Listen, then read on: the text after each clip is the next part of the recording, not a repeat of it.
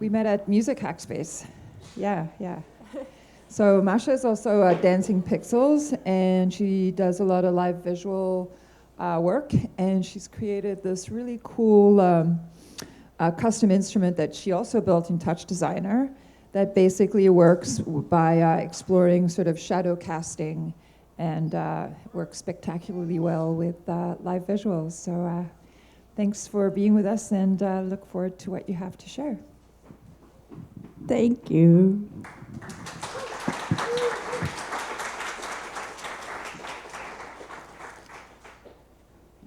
Hello, designers. My name is Masha. I write programs in TouchDesigner for various interactive occasions, and I like to also perform and be a VJ and perform visuals. And I always use TouchDesigner for that purpose. That's my baby crying. So today I'm quickly going to show you an instrument that I wrote a couple of years ago that I still use for doing visuals during live performances. And then I'm going to go back to my baby. So let's go through it. The inspiration, I like visual instruments as opposed to instruments that just switch pre-rendered videos, because with visual instruments you can be creative and free and perform on the spot and create there rather than painfully rendering and composing things before. So I had various ideas about what I can turn into visuals, and the idea for this instrument came during lockdown when I was locked down and digging old albums of the early 2000s and looking at their artworks, and like the art resonated with me because they look nice and kind of film, analog film, like with shadows, abstract shadows. I was doing this sort of photos in my room at the time, just staring at the light. And I was, okay, can I play visuals by controlling shadows? What kind of visuals can I create that way? So I was like, okay, can I do it in TouchDesigner? Yes. I'm going to show you a simple scene that produces some interesting effects from shadows and from lights. So that's, yeah. So as you can see, it's a simple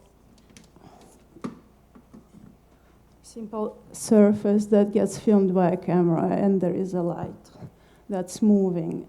And I was thinking, okay, can I control the light dynamically, and what sort of things I can make with it? So yes, we can control the light movement, speed, and use different waves to for the amplitude, for the motion of the light. So that's a ramp wave, and that's a square wave.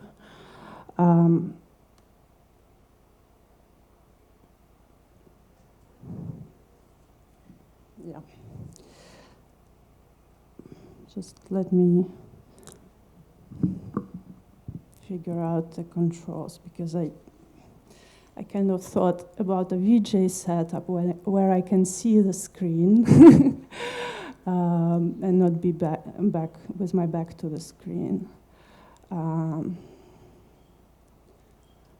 So I'm controlling the range. I can do the movement on the X and Y axis and do the random movement on X, and that's a different kind of flickering effect I can make with this light.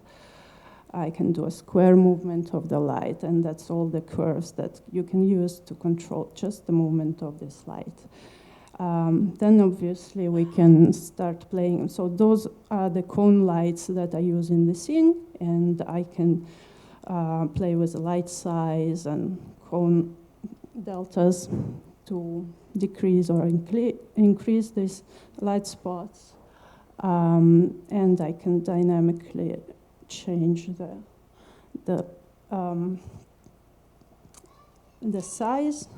Can I control it with the sound now? Oh, no, I need to tweak a bit the levels, but potentially it can be done.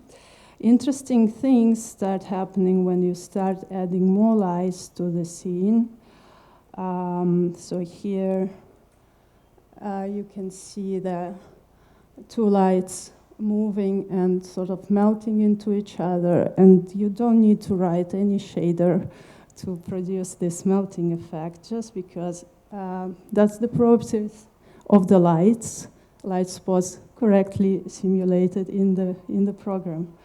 And you can enjoy them without knowing how to implement this mathematics. So just also the idea was to use something that you can control intuitively rather than writing mathematical formulas, doing any SDFs, or writing any shaders. Can I make visuals that look nice just from just the 3D scene? Okay. So the two lights. Then if we start using occluders to cast shadows,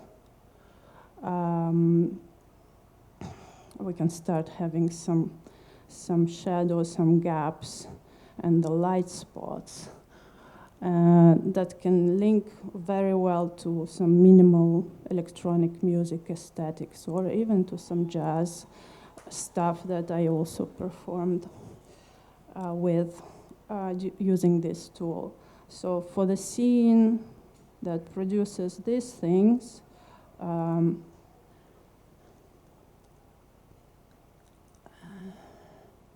so the thing is that I discovered when making this presentation is that the viewer somehow gets frozen. And I didn't have time to fix that thing. I can disable all the visualization and re-enable them, and that makes it work, but it's a bit time consuming. But let's just do it once. So you can see, I think now I can rotate things. Can I? No. There's still one light there. Yeah. Yeah. There's something with the sizes, I guess, of the visualizer and the screen size. I don't know. It also worked in 2022 version better than 23, although maybe. So let me enable back all the obstacles that cast shadows.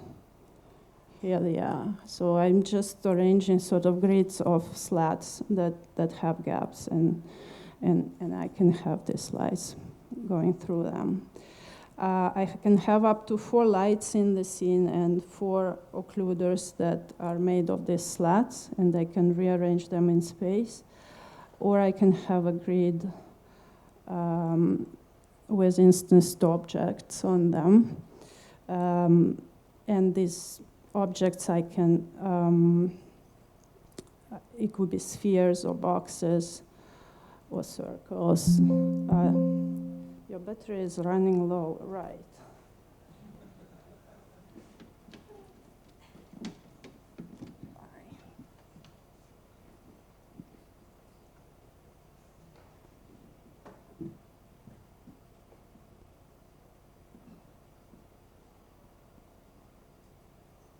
Is there power in this socket?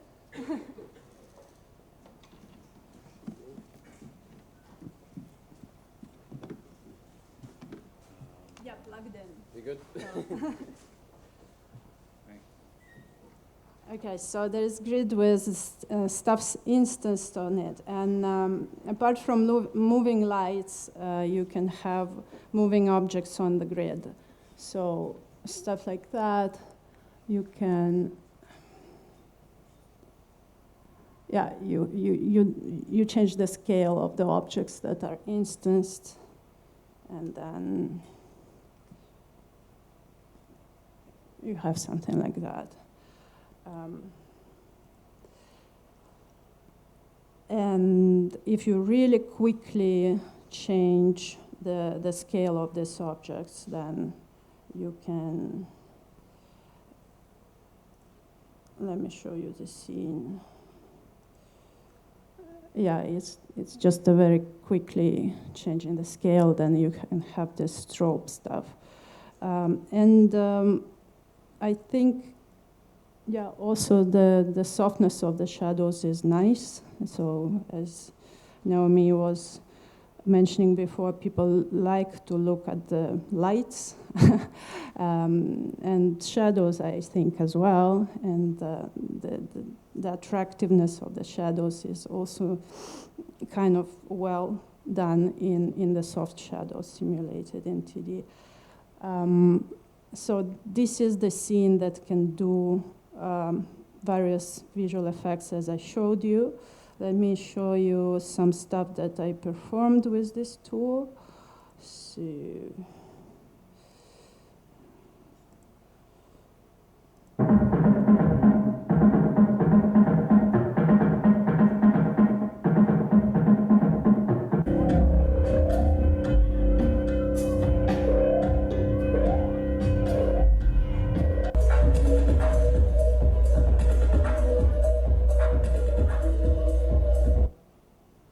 this is my first ever projection mapping on a building in my neighborhood. I used this tool, which I call Shadow Engine, to do the backgrounds of this visuals, and I actually rendered the whole video from the Shadow Engine by just also changing the animations inside. Sorry.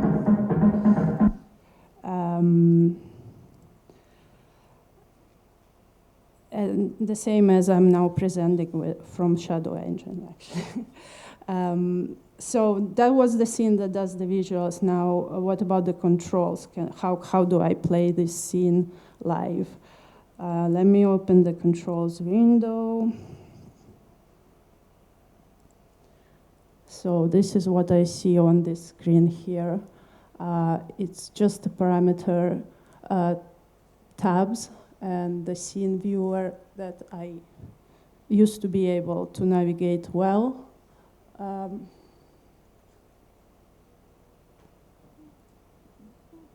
But now not. And the preset decks. So for controlling the lights, we have these tabs L1, L2, L4.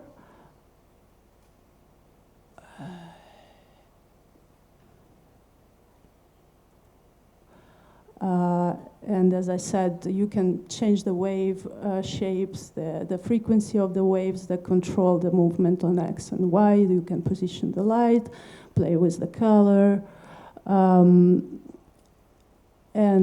determine some shadow parameters. And you can control the occluders in the same way. The idea that I got today from Young John is that you can use the render pick and actually move the stuff in the scene viewer rather than typing the numbers there. I think that will greatly speed up the live performance. But I will need to figure out how to do this render pick stuff. But other than, you can type the thing as well. And yeah, for occluders, you have both mostly scale that you can as well control with different wave shapes.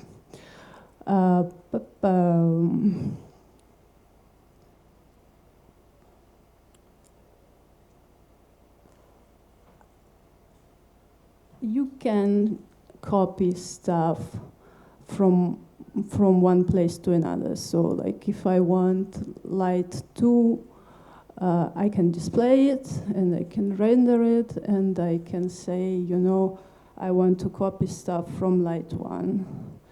And then you will have 2 light, and if I maybe reset all lights, they should be in sync.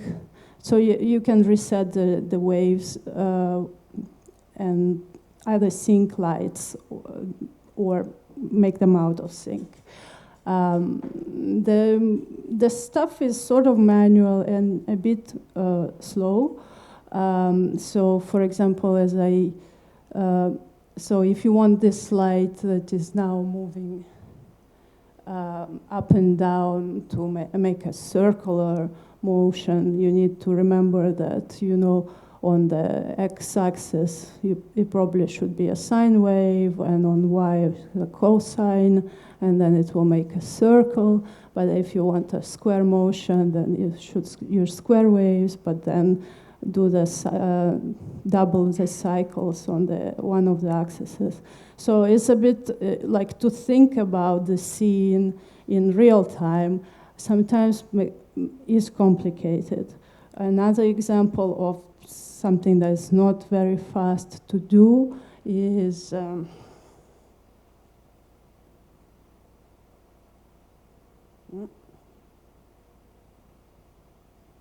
wait a sec.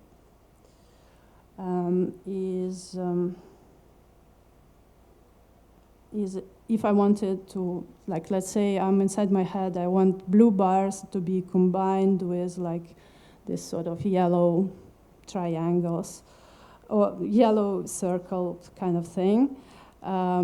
If I just do a scene that has those 2 occluders in it, it could be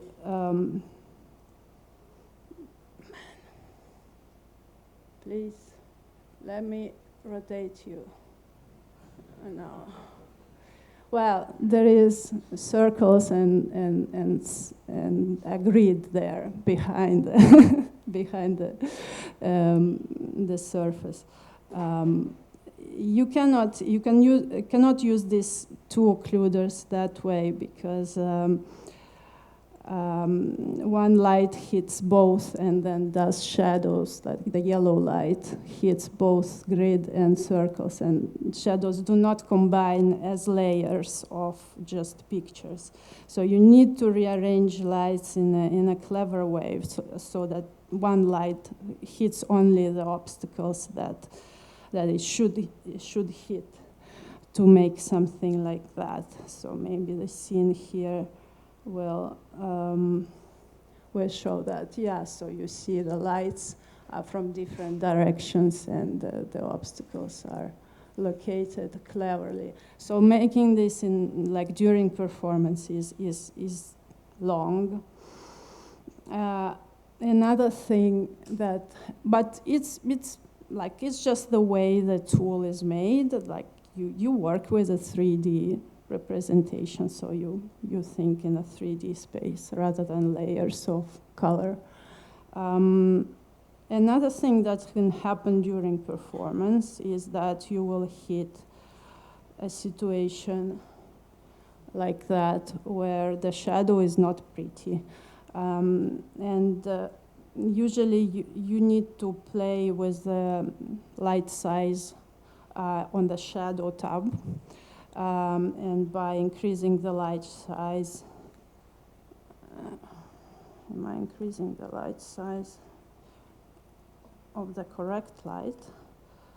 The shadow will get smoother, but you don't want to hit this during performance. So what I'm coming towards is the presets.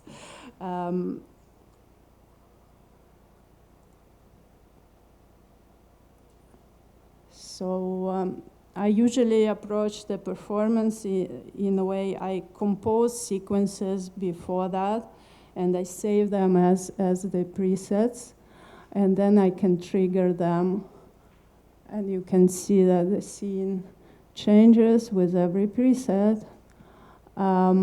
It's still not the same as pre-rendering videos, because then you hit a preset, you got your scene, and then you can still tweak it in real time and move towards the next scene, for example.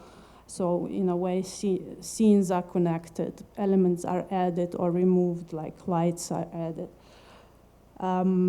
So the tool has the ability to save stuff. So let's see, you compose the scene, then you go to the preset tab, and you give it a name, and you save it, and you save the screenshot.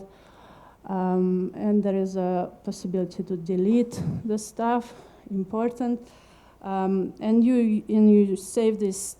This is just a collection of the parameter values for that scene that gets saved into a file, and then you can load it back. So I think that was to say that you can do pretty cool things just by using simple tools.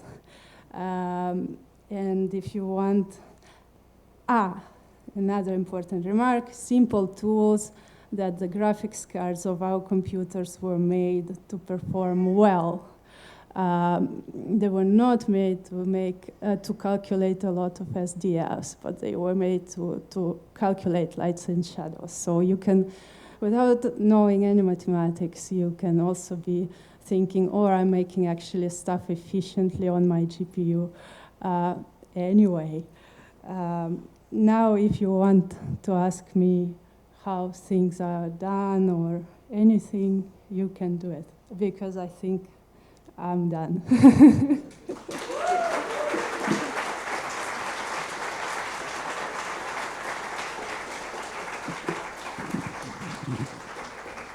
Really love that. Thank you so much for sharing and for actually building that. When are you performing next? So Tonight? I hope if Laura lets me do it, I will. This is my first. After I gave birth, this is my first appearance anywhere, so I'm very happy to be here today. Congratulations. So no plans yet. Okay. Any questions for the new mom? Hey. Boy or girl? Girl, Flora. Thanks. Hi, thanks for the presentation. I wanted to ask, why are you limiting things to 4 IC lights and 4 obstacles? Why only 2x4? It's just because if you need to compose live or quickly, you want to use few things. There's no particular reason, just, yeah. Okay, thanks. Trial and error, and I think that's what I ended up with so far.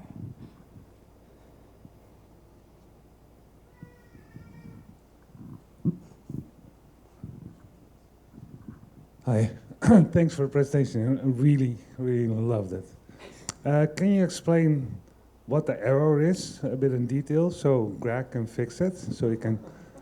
I think the error is, from the way I understand it, is just the real-time rendering engines have some problems with shadows because they don't use that many techniques to improve the quality of shadows. So when the light size is actually very small, the shadow gets these jagged edges. And I think there are algorithms, I don't know if in real-time world or in non-real-time world that can improve that situation. But just from what my understanding, not many engines actually pay attention to shadows after a certain point of quality. But Greg will tell you more. Any questions on the side? Hello. I was wondering over here, I was wondering, like, what kind of hardware you use to like VJ with. My laptop now is an Asus Zephyrus. It has the AMD graphics card. It has NVIDIA graphics card, and it has the AMD CPU. The problem with this, the problem is with drivers. So at some point, I had to disable the integrated graphics card to use the NVIDIA one. If I install proper drivers, it will get fixed, but the automatic ones that get pulled with the software updates are not useful. So just be careful. That's my situation. There is a topic on the forum about that. Hi.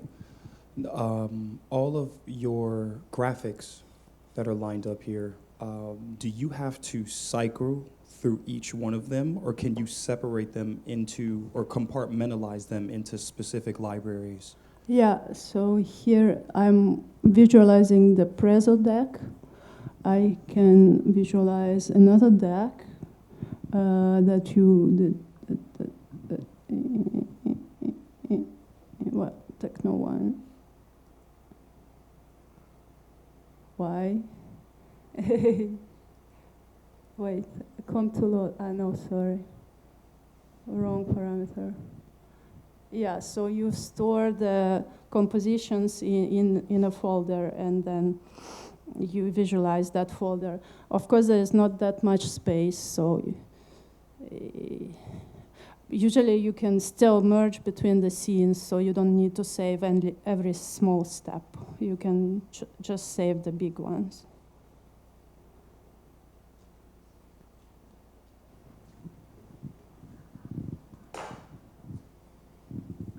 Thanks. Yeah, I just want to say how much I really, really love the visual style of this.